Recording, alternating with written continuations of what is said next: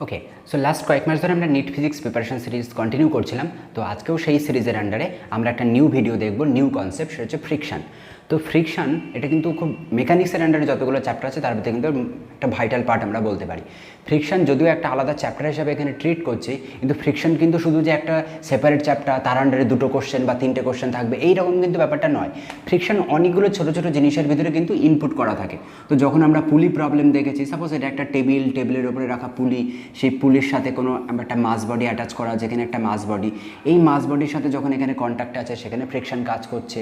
যখন আমরা দেখেছি ইনক্লাইন প্লেন প্রবলেম আছে, এরকম একটা ইনক্লাইন প্লেন আছে, এর ওপরে থাকা কোনো একটা অবজেক্ট, সেই অবজেক্টের মোশন আছে, সো তখনও সেখানে এই দুজনের জাংশনে ফ্রিকশন কাজ করে। এরকম ছোটো ছোটো অনেক কনসেপ্ট আমরা দেখেছি। সাপোজ ওয়ালে কোনো একটা জিনিস কিরকম পুশ করে এরকম ঠেলে রেখে দিয়েছি, সে যাতে নিচে না পড়ে যায়, তাহলে সেখানে মিনিমাম ফ্রিকশনাল ফোর্স কত হওয়া উচিত, এই টাইপের কিন্তু অজস্র কনসেপ্ট থাকে। আমরা সার্কুলার মোশনে দেখেছি প্রিভিয়াস ভিডিওতে, সার্কুলার মোশনে সেখানে যে ব্যাঙ্কিংয়ের কনসেপ্ট ছিল, যেখানে সেই ব্যাঙ্কিংয়ে সেই রোডের সাথে কিন্তু 4 হুইলার বা 2 হুইলারের চাকার কিন্তু সেখানেও একটা ফ্রিকশন কাজ করে। তো এরকম ছোটো ছোটো প্রচুর কনসেপ্ট আছে যেটা ডিফারেন্ট চ্যাপ্টারের ভিতরে ইনক্লুড হয়ে আছে এই ফ্রিকশনের কনসেপ্টগুলো। তো সেগুলো কী করে সলভ করতে হয়, তার ব্যাকগ্রাউন্ডের থিওরি বা কী, সেই জিনিসগুলো আমরা এখানে দেখব। ওকে, সো আমাদের হেডলাইন ফ্রিকশন। ওকে ওকে সো ফ্রিকশন যদি কন্টিনিউ করতে হয় তাহলে সবার প্রথমে যে জিনিসটা জানা উচিত ফ্রিকশন কী অ্যান্ড কীভাবে বা কাজ করে, এর ডেলি লাইফ অ্যাপ্লিকেশনগুলো কী কী, এর অ্যাডভান্টেজ ডিসঅ্যাডভান্টেজ, এই জিনিসগুলো স্টেপ বাই স্টেপ এখানে সব দেখব। তো সবার ফার্স্টে যদি আমরা ফ্রিকশন ডেফিনেশনের দিকে যেতে চাই, তাহলে ডেফিনেশনের যে ফর্মটা সবার প্রথমে আসে, যে ফ্রিকশন কিন্তু কখনো কোনো একটা সিঙ্গেল বডির জন্য কাজ করে না, সবসময় দুটো বডি লাগবে, একটা বডি রেসপেক্টে আরেকটা বডিকে অবশ্যই মোশনে আসতে হবে, আদারওয়াইজ ফ্রিকশনকে কাজ করাতে পারবো না। চুপচাপ যদি বসে থাকে তাহলে ফ্রিকশন কি ফিল করবে কী করে? তাহলে ওকে ফিল করতে গেলে অবশ্যই একটা বডি রেসপেক্টে আরেকটা বডি মোশনে আসতে হবে, তাহলে তখন এই ফ্রিকশনাল ফোর্সটা, এবং অবশ্যই এটা কিন্তু কাইন্ড অফ ফোর্স, এটা অবশ্যই একটা type of force, frictional force. তো সেই জিনিসটা কাজ করে কেমন? সাপোজ যদি এটা আমাদের গ্রাউন্ড হয়, আমাদের মেঝে ফ্লোর আছে, সো এই ফ্লোরের ওপরে এখানে কোনো একটা বডি রাখা আছে, এটা হচ্ছে আমাদের একটা বডি যার মাস হচ্ছে এম। এই যদি মাস বডিটা থাকে, সেই মাস বডিটাকে সাপোজ আমরা ফোর্স দিচ্ছি এই দিক থেকে, external force F, external EX, যদি ফোর্স দিই তাহলে বডিটা অবশ্যই সামনের দিকে যাবে। কিন্তু জেনারেল টেন্ডেন্সি কি, আমাদের ইনার্শিয়ার কনসেপ্ট কি বলে, যে যেমন আছে সেইভাবে থাকার টেন্ডেন্সি বা প্রবণতা, সেটাকে আমরা ইনার্শিয়ার কনসেপ্টে পড়েছিলাম, যেখানে নিউটনস লজ অফ মোশন যখন পড়ছিলাম সেখানে আমরা স্ট্যাটিক ইনার্শিয়া, কাইনেটিক ইনার্শিয়া এই গল্পগুলো বলেছিলাম। তো অবশ্যই এ কী চাইবে, এক জায়গায় থেমে থাকতে বা স্ট্যাটিক থাকতে, বাট আমি এক্সটার্নাল ফোর্স দিচ্ছি, সো স্ট্যাটিক থাকতে পারবে না, তো সামনের দিকে মোশনে এগিয়ে যাওয়ার চেষ্টা করবে।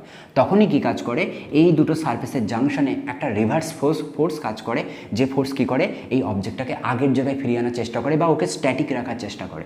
সো দ্যাটস ওয়াই এদের জাংশনে, এই যে জাংশনে উল্টো দিকে একটা ফোর্স কাজ করে, যেটাকে আমরা ছোটো হাতের এফ দিয়ে লিখছি, স্মল লেটার এফ। এই ছোটো হাতের যে স্মল এফ লিখলাম, এটাকেই আমরা বলি ফ্রিকশনাল ফোর্স।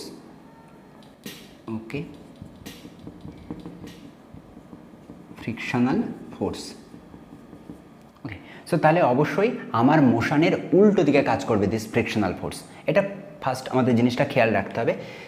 এবার কেমনভাবে কাজ করে, এর ইকুয়েশন কি, সেটা তো পরে আসছি, তার আগে জানা দরকার এই ফ্রিকশনাল ফোর্সটা প্রডিউস হচ্ছে কেন। বললাম তো অপোজিটে হয়, বাট হোয়াই এবং কীভাবে বা প্রডিউস হচ্ছে, তার জন্য রিজনটা কি, প্রপার রিজন বা কারা দায়ী। তো একটু যদি মাইক্রোস্কোপিক ভিউতে দেখি, অ্যাকচুয়ালি যে সারফেস যতই মসৃণ বা স্মুথ মনে হোক না কেন, মানে কোনো দিন পারফেক্ট বলে কিছু হয় না, সেটা আমরা দেখেছি যে অ্যাকচুয়ালি পারফেক্ট কিছুই হয় না, না পারফেক্ট স্টুডেন্ট আছে, না পারফেক্ট টিচার আছে, না পারফেক্ট প্যারেন্টস আছে, ইভেন ভগবানদের ভিতরেও পারফেক্ট বা ইমপারফেক্ট নিয়ে প্রচুর দ্বন্দ্ব চলতেই পারে। তো পারফেক্ট কিছু নেই, ইভেন আমাদের গ্যাস পর্যন্ত পারফেক্ট নয়, তো সেও রিয়েল গ্যাস নিয়ে আমরা কাজ করি, যদিও ইকুয়েশন বলি পারফেক্ট গ্যাসের জন্য ইকুয়েশন বা আইডিয়াল গ্যাসের জন্য ইকুয়েশন, কিন্তু আমরা জানি আইডিয়াল বলে কিছু হয় না বা পারফেক্ট বলে কিছু হয় না, সব কিছুর ভিতরে একটু না একটু ইম্পিউরিটি থাকেই থাকে। So that's why real gas, van der Waals gas equation আছে। তো এখানেও কিন্তু পারফেক্ট মসৃণ বা মানে একদম আলট্রা বলে কিছু হয় না, সব কিছুর ভিতরে একটু না একটু ইম্পিউরিটি থাকেই থাকে। তো এখানে এই যে বোর্ডটা আছে খুব স্লিপি বলে মনে হচ্ছে, যদি এটাকে মাইক্রোস্কোপিক ভিউতে দেখি, মাইক্রোস্কোপ সামনে আনি, তাহলে দেখবো অবশ্যই এই বোর্ডটা ফাটা ফাটা টাইপের দেখতে লাগবে, খাঁচ মতো দেখতে লাগবে। দ্যাট মিনস ও কিন্তু কিছুটা হলেও রাফ, কিছুটা হলেও অমসৃণ। তো কি হয়, যখন এই নিচের যে সারফেসটা আছে, এটাকে আমরা একটু জুম করে নিয়ে চলে আসছি নিচের দিকে, তো এই যে বডিটা নিচ্ছি যার মাস m, এখানে কি আছে, অবশ্যই এর মলিকিউলগুলো আছে এরকম ছোট ছোট ছোট ছোট ছোট ছোট একটা লেয়ার। ওকে, আবার নিচে আমাদের আরেকটা সারফেস আছে, এই যে যেটাকে আমরা দেখিয়েছি। ওকে, এইরকম। তো অবশ্যই এরও তো মলিকিউলগুলো আছে এখানে, ডিফারেন্ট একটা অবজেক্ট তার এখানে এখানে আছে। আমরা একদম মাইক্রোস্কোপিক ভিউতে দেখছি কিন্তু এইরকম। তো যখনই আমরা একে এক্সটার্নাল ফোর্স দিচ্ছি এফ এক্সটার্নাল, সো তখন কি হচ্ছে, এই যে এম বডির যে মলিকিউলগুলো আছে অ্যান্ড নিচের যে সারফেসের মলিকিউলগুলো আছে, এদের ভিতরে একটা আকর্ষণ বল কাজ করছে, একটা অ্যাট্রাকশন বল কাজ করছে, যে তার মোশনের উল্টো দিকে এই দিকে চলে যেতে চাইছে। আর নিচের মলিকিউলগুলো কী করছে, একে এরকম টেনে ধরে রাখার চেষ্টা করছে, মানে শিকলের মতো একে টেনে ধরে রাখার চেষ্টা করছে। ইন্টারমলিকুলার আর ইন্টারমলিকুলার দুটো রকম টাইপের ফোর্স কাজ করে। এই ইন্টারমলিকুলার ফোর্সের জন্য কী করে, এদেরকে এরকম টেনে রাখার চেষ্টা করে। সো দ্যাটস ওয়াই একজন আরেকজনের এগেনস্টে যখনই মোশনে আসে তখনই উল্টো দিকে এই ফ্রিকশনাল ফোর্সটা প্রডিউস হয়। তাহলে ফ্রিকশনাল ফোর্স প্রডিউসের জন্য দায়ী হচ্ছে এদের এই মলিকুলার অ্যাট্রাকশন ফোর্স। একদম সিম্পলভাবে যদি বলি, একটু পরে আমরা একটা স্পেশাল টার্ম ইউজ করব, যেখানে সুপার ফ্রিকশন বা আলট্রা ফ্রিকশন বলে একটা টার্ম আমরা ইউজ করব। আস্তে আস্তে আমরা সেই কনসেপ্টে আসছি। ওকে, তো দেখা যায় এই যে এক্সটার্নাল ফোর্স যেটা আমি দিলাম, যার জন্য এই ফ্রিকশনাল ফোর্সটা প্রডিউস হলো, এই ফ্রিকশনাল ফোর্সটা directly proportional to normal reaction. Normal reaction force, that means এই সার্ফেসের রেসপেক্টে নর্মাল। অনেক সময় রিয়াকশানের জন্য একে আর সিম্বল দিয়ে লেখা হয়, কোনো কোনো বইতে নর্মাল রিয়াকশান, দ্যাটস ওয়াই একে এন সিম্বল দিয়েও লেখা হয়। ওকে, দুটোই চলতে পারে। তো দেখা যায় this frictional force F proportional to this N. তো ম্যাথামেটিক্সের রুল বলছে প্রপোর্শনাল সাইন তুললে একটা কনস্ট্যান্ট দেওয়া উচিত। তো সেই কনস্ট্যান্টটাকে আমরা মিউ দিয়ে লিখি। এই মিউটাকে বলা হয় coefficient of friction. Coefficient of friction. Okay, so এই মিউ এর ভ্যালু চাইলে আমরা এখান থেকে ইজিলি বার করে আনতে পারি, mu equals to F by N. Okay, এফও একটা কাইন্ড অফ ফোর্স, এনও একটা kind of force, that's I force by force, so এর ডাইমেনশনলেস অ্যান্ড ইউনিটলেস। এর কোনো না ইউনিট হয় না কোনো ডাইমেনশন হয়, দুটোর কোনোটাই হয় না। ওকে, এই ফর্মুলাটা আমাদের মনে রাখতে হবে, প্রচুর জায়গায় আমরা প্রবলেম সলভ করব। এই ছোট্ট জিনিস। তো সারফেসটা কেমন দেখতে, কোন দিকে বাঁকা কোন দিকে সোজা, আমার কিচ্ছু জানার দরকার নেই। আমার শুধু এই নর্মাল রিয়াকশানটা জানা দরকার, সেটা কী করে কাজ করছে, অবশ্যই সেই পয়েন্টের রেসপেক্টে বা সেই সারফেসের রেসপেক্টে 90 ডিগ্রি অ্যাঙ্গেল। দ্যাটস ওয়াই এর নাম হচ্ছে নর্মাল রিয়াকশান, বিকজ এই অ্যাঙ্গেলটা 90 ডিগ্রি হয়। ওকে, তো এই জিনিসটা আমাদের এখান থেকে খেয়াল রাখতে হবে। তো এই যে ফ্রিকশন আছে, ফ্রিকশনের অনেক রকম ক্লাসিফিকেশান আছে। তো একে ইন জেনারেল আমরা 3 রকমের ক্লাসিফিকেশনে রাখতে পারি, যদিও কিছু কিছু বইতে আমরা ডিরেক্ট 2 রকমের ক্লাসিফিকেশনে লিখি, বাট আমরা এখানে 3 রকম ক্লাসিফিকেশন করছি। তো ফার্স্ট টাইপটাকে আমরা কি বলি, স্ট্যাটিক ফ্রিকশন।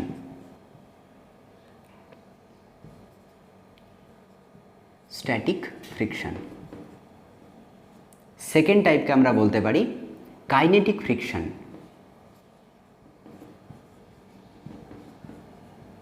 ওকে, আর এই স্ট্যাটিক আর কাইনেটিকের একদম মিডিলে যদি বলি, দ্যাট মিনস স্ট্যাটিক যেখানে শেষ হচ্ছে, কাইনেটিক যেখানে শুরু হচ্ছে, সেখানে আরেকটা টাইপের আমরা ফ্রিকশনাল ফোর্সের প্রপোজাল দিতেই পারি, সেটাকে আমরা বলি limiting friction.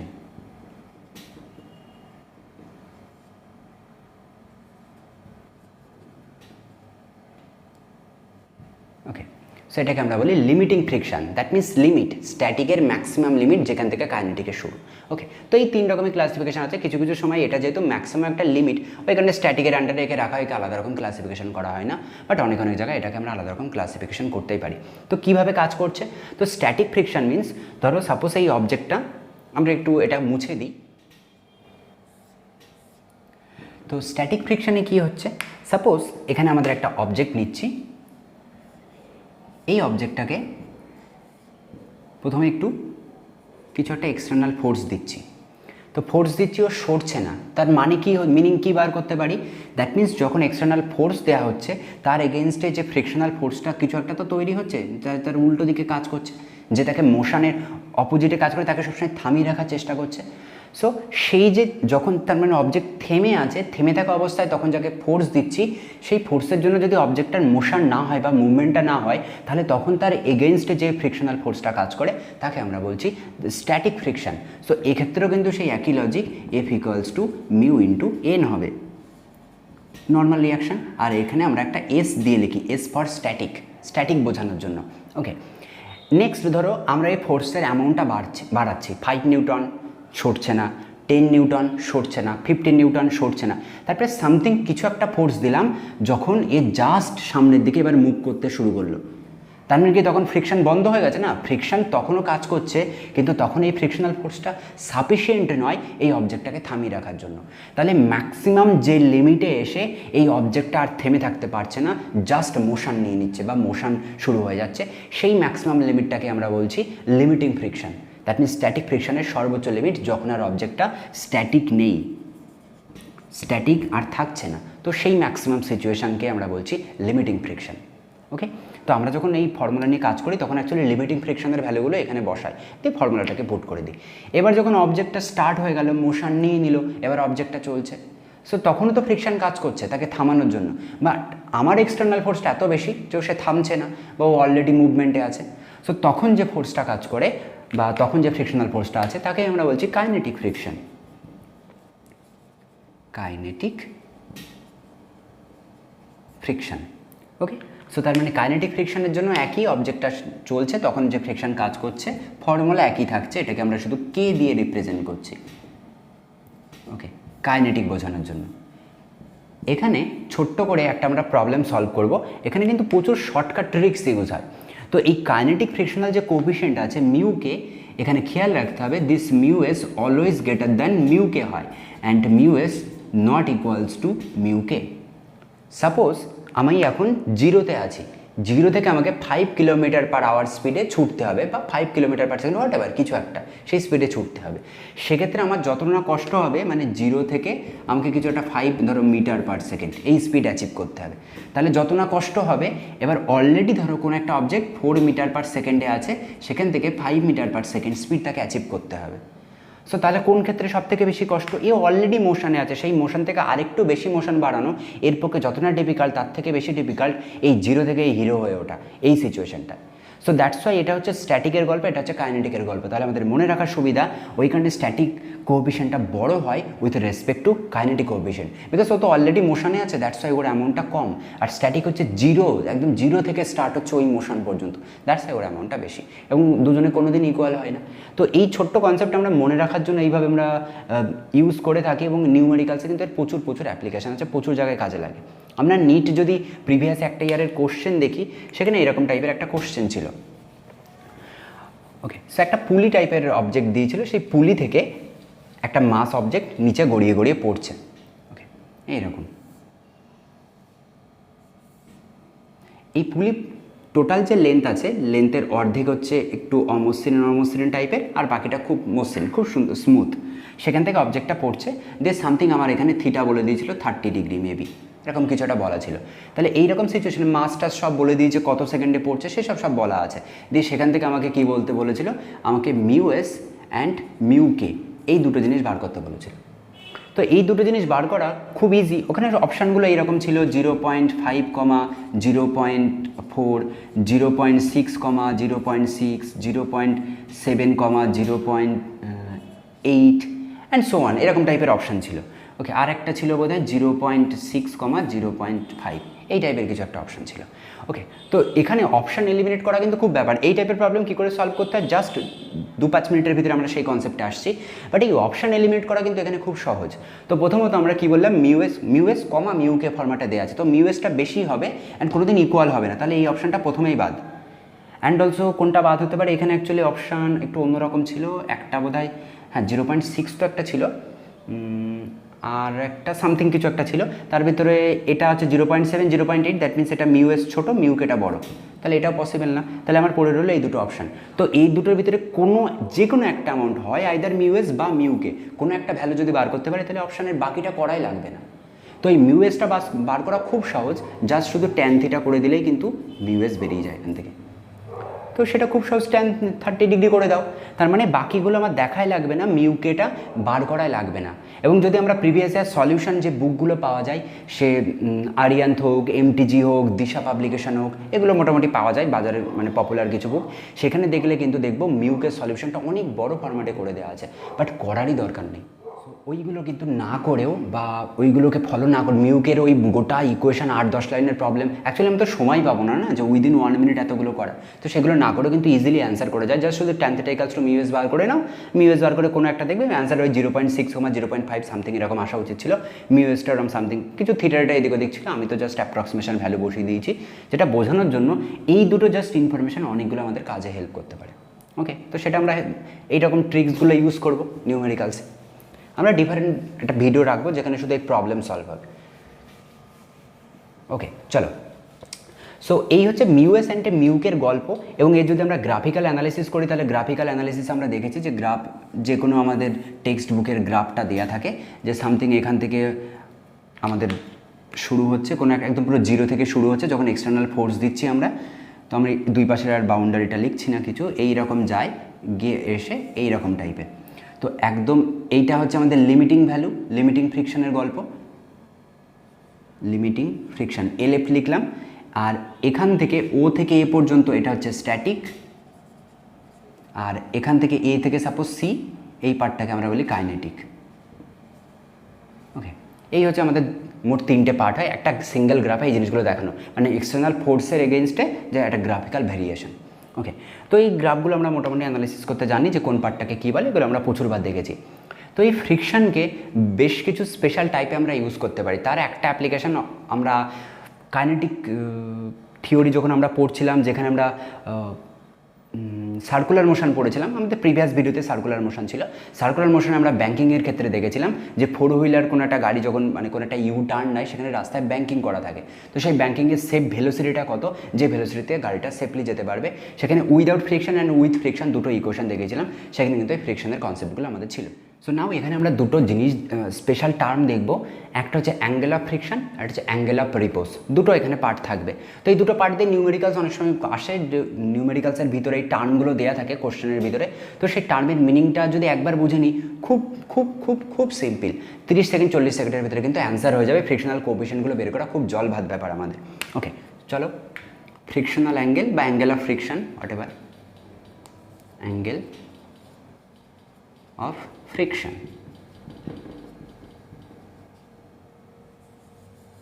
Okay, so angle of friction কী করে বার করতে পারি, জাস্ট একটা আমরা গ্রাফিক্যাল কনসেপ্ট ইউজ করতে পারি। সাপোজ এই পাশে আমরা এক্সটার্নাল ফোর্স দিচ্ছি, এফ এক্সটার্নাল, তার জন্য কি হচ্ছে এইদিকে একটা ফ্রিকশনাল ফোর্স তৈরি হচ্ছে। ওকে, আর এটা কি হচ্ছে, এটা আমাদের নর্মাল রিয়াকশন বা নর্মাল ফোর্স, অবজেক্টটা এখানে আছে অরিজিনের রেসপেক্টে। তো এটাও একটা ফোর্স, এটাও একটা ফোর্স, তাহলে অবশ্যই তাদের কী করবে, একটা রেজাল্ট্যান্ট কাজ করবে, তাকে আমরা ডাব্লিউ বলছি। ডাব্লিউ যদি নর্মালের সাথে আমরা ধরে নিচ্ছি থিটা অ্যাঙ্গেলে আছে, এটা হচ্ছে রেজাল্ট্যান্ট ফোর্সটা। আমরা জানি দুটো ভেক্টরে তাদের মাঝখান দিয়ে একটা রেজাল্ট্যান্ট ভেক্টর থাকে সবসময়, সেটা আমরা জানি। ওকে, তাহলে এটা যদি থিটা, তাহলে এই দিককে কী লিখতে পারি, ডাব্লিউ কস থিটা, যার সাথে থিটা করে তাকে আমরা বলি কস কম্পোনেন্ট, অ্যান্ড তার সাথে 90 ডিগ্রি থাকা কম্পোনেন্টটাকে আমরা বলি সাইন কম্পোনেন্ট। ওকে, থিটা, চলো ডান। তো তাই যদি হয় তাহলে এই পাশে ডাব্লিউ কস থিটা আছে আর এন তো অটোমেটিক আছে, তাহলে আমরা বলতেই পারি এই এনটাই নিশ্চয়ই ডাব্লিউ কস থিটাটাকে প্রডিউস করছে, বা ডাব্লিউ কস থিটাটাই নিশ্চয়ই এনটাকে প্রডিউস করছে, আর তো এক্সট্রা কেউ নেই, এরাই আছে। তাহলে ডাব্লিউটা কোথা থেকে এসছে, এ আর এর রেজাল্ট্যান্ট হিসেবে, দ্যাট মিনস এই ডাব্লিউর কস থিটা পোর্শনটাই actually N, and W sine theta পোর্শনটাই অ্যাকচুয়ালি এফ। তাহলে আমরা এখানে ইকুয়েশন লিখতেই পারি, এটাকে আমরা কী লিখলাম, ইকুয়াল নয়, এটা just W. Okay, so F equals two W sine theta, and এখান থেকে লিখতে পারি N equals two W cos theta. এটা কিন্তু ছিল না, আমরা জোর করে বানিয়েছি, তার দুটো কম্পোনেন্ট নিয়েছি, তার মানে এই কম্পোনেন্টগুলো অবশ্যই অ্যাকচুয়াল কম্পোনেন্টের সাথে ইকুয়াল, নইলে আমরা লিখবো কোথা দিয়ে, এটা এলো কোথা দিয়ে, তো উড়ে এসে জুড়ে বসলো। সো দ্যাটস ওয়াই জিনিসগুলো লেখা হচ্ছে। এটা যদি হয় তাহলে এই দুটো ইকুয়েশনকে যদি আমি ডিভাইড করে দিই, তাহলে কী পাবো, F by N equals to, এখানে ডাব্লিউ ডাব্লিউ কেটে যাবে, এখানে আমি পাবো ট্যান থিটা। নাও একটু আগে আমরা দেখলাম frictional force equals to mu into N, তাহলে এখান থেকে আমরা কী পাবো, F by N equals to nothing but mu, এখানে ভ্যালু বসিয়ে দাও। সো দেখো এখান থেকে পেয়ে গেলে tan theta equals to mu. ব্যাস, এই যে থিটা, এই থিটাটাকেই আমরা বলি অ্যাঙ্গেল অফ ফ্রিকশন, এটাকেই আমরা বলছি থিটা। ওকে, তো এই অনেক সময় কোশ্চেনের ভিতরে এই থিটার ভ্যালু দিয়ে যায়, থিটার ভ্যালু দিয়ে দিলে সেখান থেকে কিন্তু ইজিলি ফ্রিকশনাল কোএফিশিয়েন্টটা বার করে নিতে পারি, এটা খুব সহজ। এরকম ছোট্ট জাস্ট কনসেপ্ট, এই ম্যাথামেটিক্যাল কনসেপ্ট আমাদের এই ডেরিভেশনটা অনেক প্রবলেমের ভিতরে হেল্প করতে পারে, এই কম্পোনেন্ট ডিভাইড করে। দ্যাটস ওয়াই কম্পোনেন্টের কী করে ডিভাইড করে এই ফর্মুলাগুলো আসে সেই পার্টটা আমরা দেখালাম। নাও এখানে অ্যানাদার আরেকটা টার্ম আছে যেটাকে আমরা বলি অ্যাঙ্গেল অফ রিপোজ। এই পার্টটাকে আমরা মুছে দিই, অ্যাঙ্গেল অফ রিপোজ। ওকে, একে কিছু একটা নাম দিয়ে দাও, সাপোজ ডেল নাম দিয়ে দাও। তাই যদি হয় এই পার্টটা মোছো, এই পার্টটা মোছো। ওকে, সো অ্যাঙ্গেল অফ রিপোজে কী হয়, সাপোজ একটা ইনক্লাইন প্লেন আছে আমাদের কাছে, এইরকম একটা ইনক্লাইন প্লেন। এই প্লেনটা প্রথমে ইনক্লাইন ছিল না, ধরে নাও প্রথমে ইনক্লাইন ছিল না, প্রথমে এরকম ছিল নর্মাল, যেমন গ্রাউন্ড যেভাবে হয়ে থাকে। এর ওপরে এখানে একটা অবজেক্ট আছে, সোজা এইভাবে আছে হাতের ওপরে। এবার আমি কি করলাম, এই অবজেক্টটাকে আস্তে আস্তে আমি এটাকে ওঠানোর চেষ্টা করছি, পড়ছে না, আরেকটু উঁচু, আরেকটু উঁচু, আরেকটু উঁচু, এই জাস্ট পড়তে শুরু করলো। এই যে সিচুয়েশান এটা পড়তে শুরু করলো, এই সিচুয়েশানটাকেই আমরা বলি, যত ডিগ্রি অ্যাঙ্গেলে ওকে বাঁকানোর পরে পড়লো সেটাই হচ্ছে আমাদের অ্যাঙ্গেল অফ রিপোজ। দ্যাট মিন্স একে একটু সোজা করো, এখানে অবজেক্টটা রাখো, এ পড়ছে না, আর একটু বাঁকিয়ে দাও, তাও পড়ছে না, তারপরে সামথিং এখানে অ্যাঙ্গেল হলো, যে অ্যাঙ্গেলে অবজেক্টটা থিন না থাকতে পারে, এবার আস্তে আস্তে আস্তে আস্তে নিচের দিকে পড়লো। তাহলে যত ডিগ্রিতে ইনক্লাইন করলেই পড়তে শুরু করলো সেটাকে আমরা বলছি অ্যাঙ্গেল অফ রিপোজ। সো এই যে সিচুয়েশানটা, স্পেশাল সিচুয়েশান তৈরি হলো ডেল, যেটাকে আমরা অ্যাঙ্গেল অফ রিপোজ বলছি, এর ভ্যালু আমরা ইজিলি বার করতে পারি। তার জন্য কি করব, জাস্ট এই ওপরে থাকা অবজেক্টটার কম্পোনেন্ট নিয়ে নেব। চলো এটাকে মুছে দিয়ে একটা সিঙ্গেল ছবিতে দেখায়। ওকে, তো এটা যদি গ্রাউন্ড হয়, তার রেসপেক্টে সাপোজ এইরকম সামথিং কিছু একটা অ্যাঙ্গেলে যদি অবজেক্টটা থাকে, তখনই আস্তে আস্তে আস্তে আস্তে ও গড়িয়ে পড়তে থাকে, নিচের দিকে জাস্ট গড়িয়ে পড়তে থাকে। তো সেই অ্যাঙ্গেলটাকে আমরা বলছি অ্যাঙ্গেল অফ রিপোজ। তো কী হচ্ছে অ্যাঙ্গেল অফ রিপোজ, এই সিচুয়েশনের জাস্ট আগের মোমেন্টে কী হচ্ছে, এই অবজেক্টটা এর যদি মাস ধরে নিচ্ছি, মাস ইকুয়ালস টু এম, তাই যদি হয় তাহলে নিচের দিকে কী কাজ করবে, এমজি। অ্যান্ড এমজি এর যদি অবশ্যই কাইন্ড অফ ফোর্স, তাহলে তার দুটো কম্পোনেন্ট হওয়া উচিত, কম্পোনেন্ট থাকবে, একটা কম্পোনেন্ট হবে এই দিকে আর একটা কম্পোনেন্ট হবে এই দিকে। এটা যদি ডেল হয় তাহলে বাই ম্যাথামেটিক্স আর জিওমেট্রি আমরা দেখাতে পারি এটাও ডেল হবে। তাহলে এটাকে আমরা লিখব mg cos del, because component এটা এমজি, এটা ফোর্স, তার কম্পোনেন্ট যার সাথে ডেল করে আছে তাকে কস কম্পোনেন্ট বলবো, আর এই দিকটাকে বলবো এমজি সাইন ডেল। ওকে, আর নর্মাল রিয়াকশান কাজ করবে সারফেসের রেসপেক্টে সবসময় 90 ডিগ্রি, দ্যাটস এরকম। তাই যদি এবার কম্পোনেন্টে ডিভাইড করো, তো যে মুহূর্তে এই অবজেক্টটা নিচের দিকে পড়ছিল না, তার মানে স্ট্যাটিক ছিল, তাহলে যদি স্ট্যাটিক থাকে তাহলে তার প্রতিটা ফোর্স কম্পোনেন্ট 0। অবজেক্টটার নিচের দিকে পড়ার টেন্ডেন্সি আছে, তাহলে ফ্রিকশনাল ফোর্সটা কাজ করবে তার উল্টো দিকে। ফোর্স যেদিকে থাকে এক্সটার্নাল ফোর্স বা যেদিকে মুভমেন্ট হয় তার উল্টো দিকে সবসময় ফ্রিকশনাল ফোর্স কাজ করে। দ্যাটস ও যখন স্ট্যাটিক ছিল, হোয়েন স্ট্যাটিক, দ্যাট মিনস ও পড়ছিল না, তার আগের মুহূর্তে প্রতিটা কম্পোনেন্টকে ব্যালেন্স করছে, এনের উল্টো দিকে কাজ করছে mg cos theta. So that's why আমরা এখানে লিখতে পারি N equals to mg cos del and also this F equals to mg sin del. এটাকে ইকুয়েশন নাম্বার 1, এটাকে ইকুয়েশন নাম্বার 2।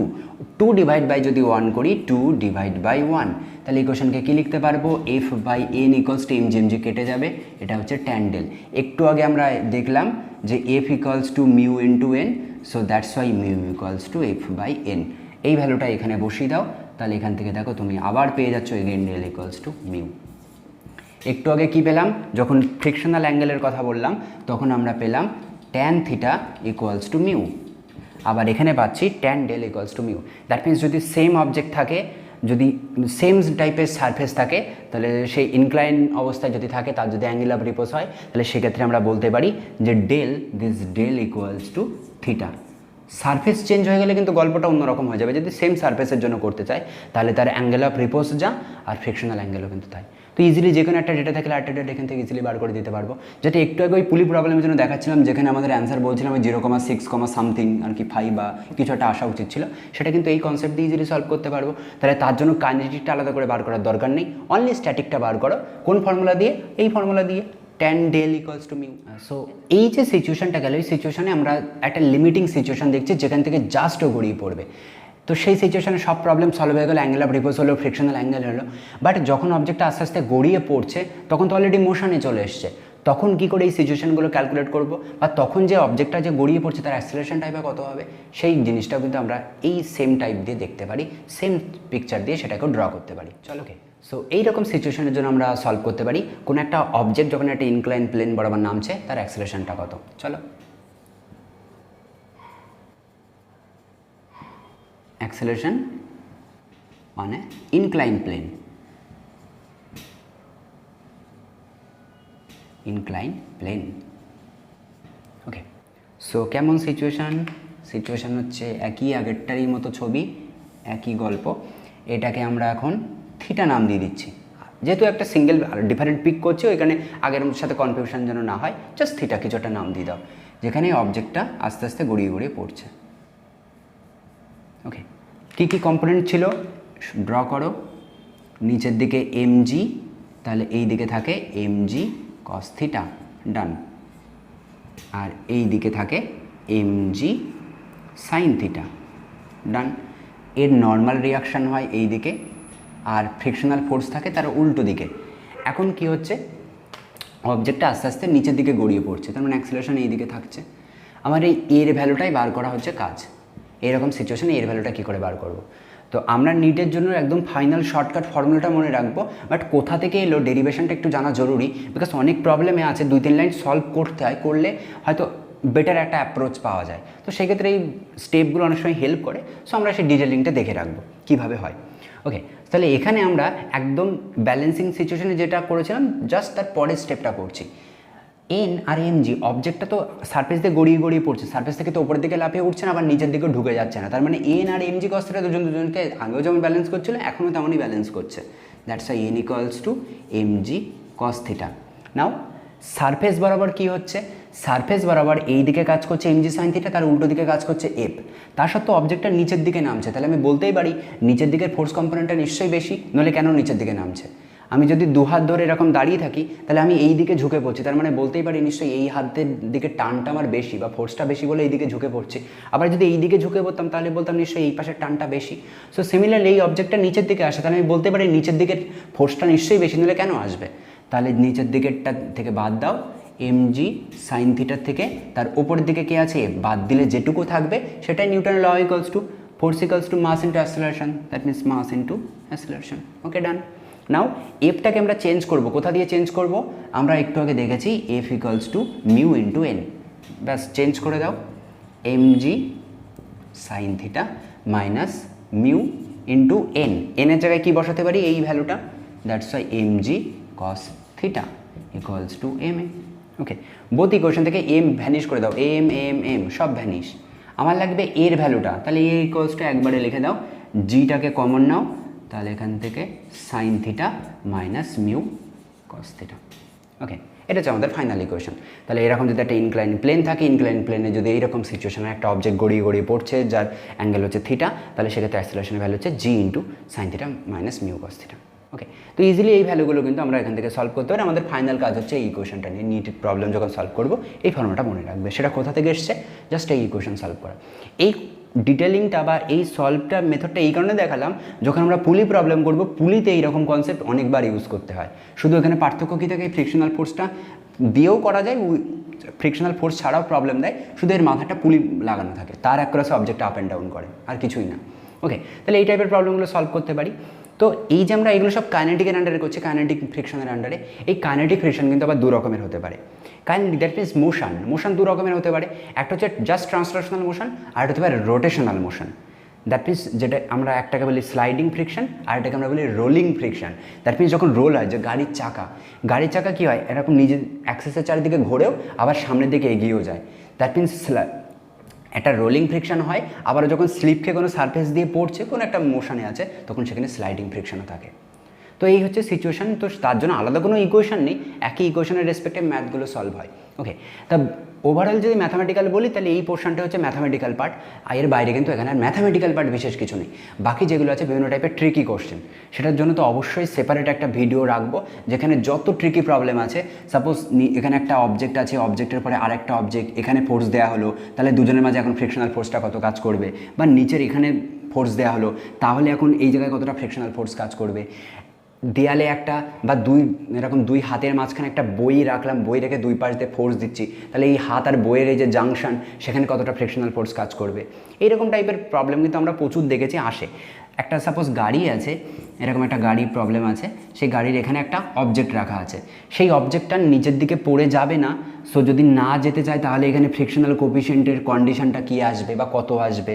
তো এরকম টাইপের প্রবলেম যেগুলো আছে সেগুলো কিন্তু আমরা সব সলভ করব একটা সেপারেট ভিডিওতে। ওকে, তো এই যে ফ্রিকশনের কিন্তু সুবিধা বা অসুবিধা দুটোই আছে। তো সুবিধাগুলো কী কী? সুবিধা তো অজস্র, প্রচুর প্রচুর সুবিধা আছে। যেমন এই যে ধরো আমরা রাস্তার উপর দিয়ে হাঁটছি বা মেঝের উপর দিয়ে হাঁটতে পারছি কেন? সো তারও রিজন কিন্তু দিস ফ্রিকশন যদি না থাকতো তাহলে কিন্তু হাঁটা পসিবল হতো না। কোনো জিনিসকে টেনে টেনে নিয়ে আসছি, মানে গ্রাউন্ডের উপর যে অ্যাক্টিভিটিগুলো হচ্ছে এগুলো কিন্তু সব ফ্রিকশনের জন্য। এই যে আমাদের ড্রেসগুলো, যেগুলো আমরা ড্রেসগুলো পরে থাকি, তো ড্রেস এই যে সুতো, এগুলো তো আর আঠা দিয়ে লাগানো নয়, একটা সুতোর সাথে আরেকটা সুতো। তো ড্রেসগুলো যে এত সুন্দর বাইন্ড ফরম্যাটে আছে বা এত সুন্দর মানে কম্প্যাক্ট হয়ে আছে, এর জন্য দায়ী কিন্তু ফ্রিকশন। সো গাছগুলো দেখেছি খুব সুন্দর শিকড় সহ মাটিতে সুন্দর করে ও দাঁড়িয়ে থাকে, অতিরিক্ত ঝড় হলে ভেঙে পড়ে, তার আগে পর্যন্ত ভেঙে পড়ছে না। সো এর জন্য ওই যে শিকড়গুলোর সাথে মাটি, সেখানেও কিন্তু ফ্রিকশন কাজ করে, দ্যাটস ওয়াই এগুলো কিন্তু যখন তখন আর ভেঙে পড়ে না। এই যে আমরা পেন দিয়ে বোর্ডের ওপরে লিখছি, যদি এই পেন আর এর মাঝে ফ্রিকশন না থাকতো তাহলে লিখতেই পারতাম না, স্লিপ খেয়ে বারবার কিন্তু চলে যেত পেনটা। তো এগুলো সবই হচ্ছে ফ্রিকশনের গল্প।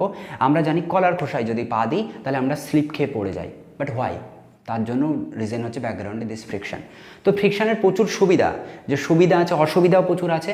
সাপোজ যখন কলকারখানাগুলো দেখেছি একটা যন্ত্রের সাথে আরেকটা যন্ত্র যখন এরকম রোটেশন হয়, তখন তাদের মাঝখানে যে ঘর্ষণ, ফ্রিকশন যেটাকে বলছি, যার বাংলা ঘর্ষণ, এই ঘর্ষণের জন্য কিন্তু এটা ক্ষয় হয়ে যায় বা ক্ষয়ে যায় জিনিসগুলো।